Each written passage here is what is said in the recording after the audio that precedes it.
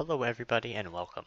These are some common misconceptions or problems people may have in OpenTTD with simple solutions. The first here we have is station design. Here we see the common station design for multi-track stations for one tile station. One in, one out, two tile wide station, two tiles wide station in roll out fashion. Here's a two-way two tile station.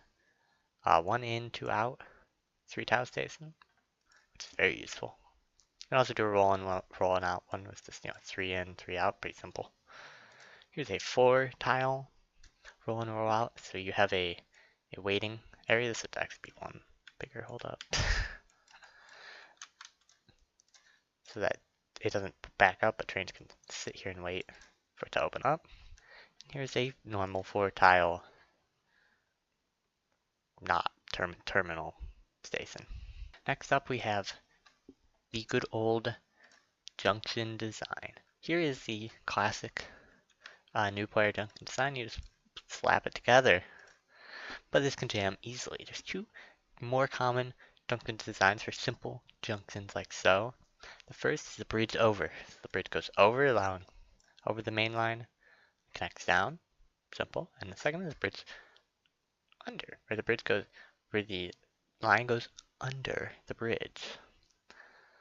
Those are all simple, right? And I think these are easy to understand. They don't even need pass signals. This one does. Next up, how to replace trains. If you have trains you want to replace, let me just build a train real quick. You go in here, manage list, replace vehicles. Then it pulls up this menu. You want to turn wagon removal on, always have it on. And then we see our trains. Here's the curvy pulse. Let's say we want to make some UUs. Press it, press start replacing. Some other ones, but just press start replacing, and look, they're replaced. Now they're all UUs. How great. And now they're all gone. Because they were just there for testing. Next up we have the company league table. What does this mean? Why am I an engineer? Well, one, you can look at your detailed performance rating. It'll tell you most of what you need to know. So first you have vehicles. If you have 120 vehicles, it gives you max score. Be simple enough. Stations, yep. Minimum profit. Screw this one. It means you have to have all of your vehicles may have to make at least 20 grand a year. That's the most annoying, stupid thing. And this is why nobody cares about detailed performance rating. It's like, you will never get this, but you can have your best try. Minimum income, so not profit, but it's income, so it could make negative, but if as long as it's actually like, making enough income, it'll fulfill this. That's easier. Maximum income, cargo delivered in that time span. Cargo's delivered, so types of cargo. How amount of money you have, amount of loan you have, so if you pay it off, that'll go up. That's the next tick, or if I come back, there you go, 100%. And then it's the total of everything. Next up, when we look at company screen, it's pretty simple. Here's your details. If you're doing track upgrading, you might want to see, oh, I have, one railroad I missed, and it says I have one railroad and 800 electrified. I gotta go find that. Then that's not super useful. If you want to change your colors, if you want to change your face, if you want to change your name, if you want to put place on your headquarters. Use your finances. This also gives you the same menu, so there you go. Here it says the amount of money you make from trains, road vehicles, aircraft, ships, the total, operating expenses from trains, road vehicles, aircraft, ships, infrastructure, and interest, and then the total. And then they kind of changed this around, so now this is capital expenses instead of just like normal expenses, I think. Construction, new vehicles, and then other, which I have a lot because I think normally other is like negative 200 just a year, but I cheat myself in money, so for this, so the other is quite large. And then the overall profit. Next up, you got stations. This is your stations.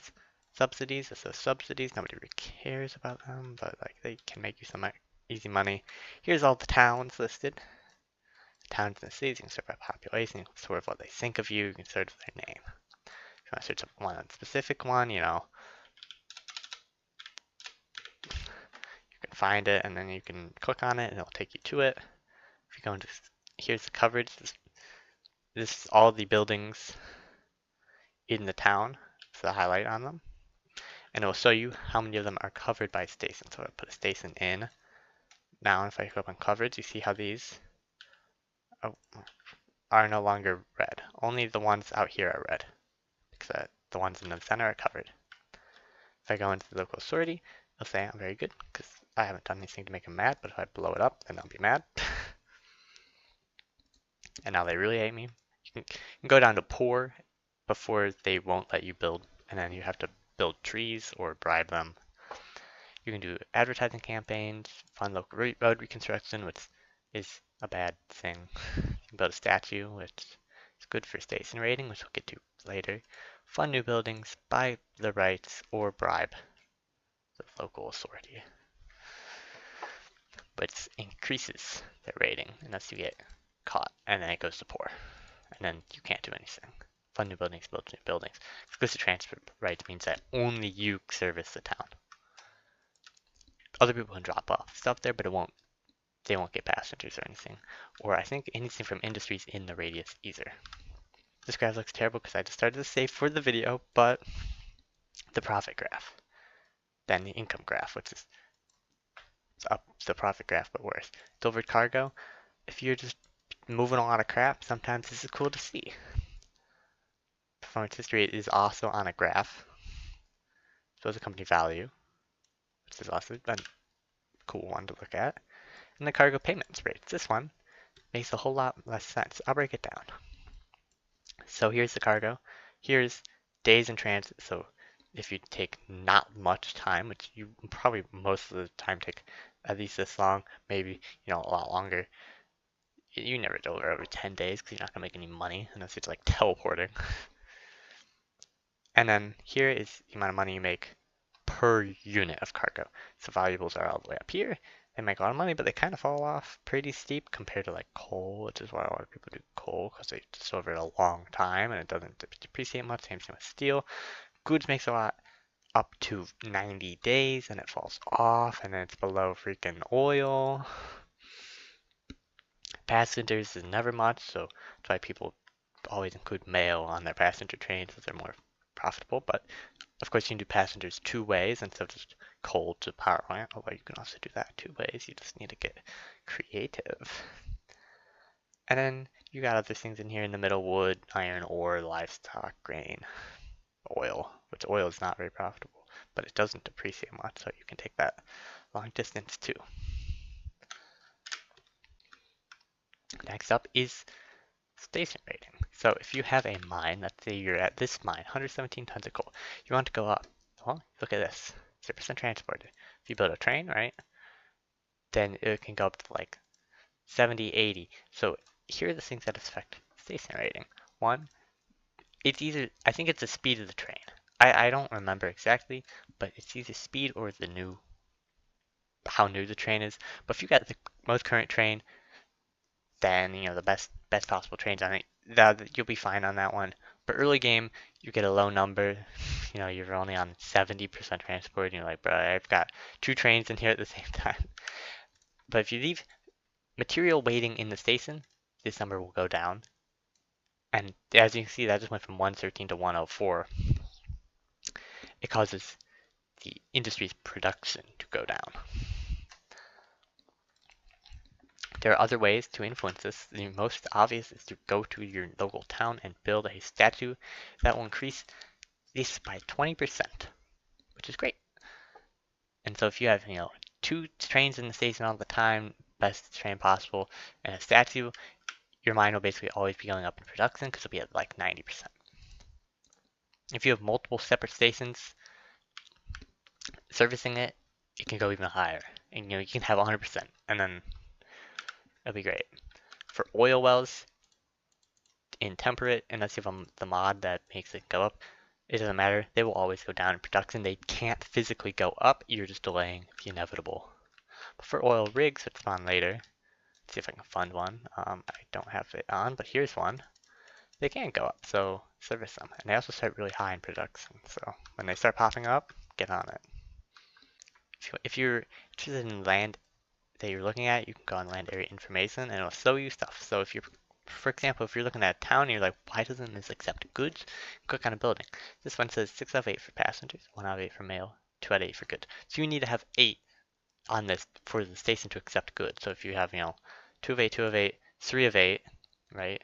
That's 7, 8, and then that one's 3 of 8. So if you have a station covering all 4 of these, it will accept goods, right? Accepts goods. There you go. Right, same for passengers and mail. If you have a town that says this building in it, or maybe 2, I think it will always basically accept passengers, let's be real. But if you just have this in range, it might not even. No, it doesn't. Until you have all 4 of those in range, then it accepts passengers. And if you have to have even more to accept mail, because they are 1 of 8 for every mail. Now you might also notice steel mills accept passengers. What does that do? Nothing.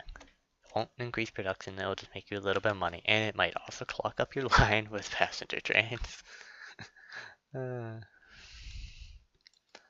Other than that, any other questions you may have, or you just figure them out. Figure them out on your own. If you have a question about the AI settings, right? About mods, right? I don't have any active right now. You can find stuff out. You have the internet. I believe in you. The last thing we'll look at is the industries menu, because this is also confusing. You look at it and you go, what am I looking at? Press the sort by here. Let's say we want the highest production. Sort by production, 261. See, that's really high. It's the most productive industry in the game. You say, I want the most productive thing that accepts grain. But you get a bunch of factories that make no goods because you have to give them grain. Or you want the most productive thing that makes grain, then there you go. Or if you go transport, it will sort by the percent transported rating. This rating. Name, obviously this is the name, and then type will sort by the industry type. So you get steel mills, and then sawmills, and then power plants, right? Or if you change that, then it'll start with bank and then coal mines, which there's only one bank, which is kind of strange. And then name just sorts by the name. So that's how you do that, and that is a bunch of common questions on OpenTTD. Hope you found this helpful. And see ya. See you in the next video, Brother Skates.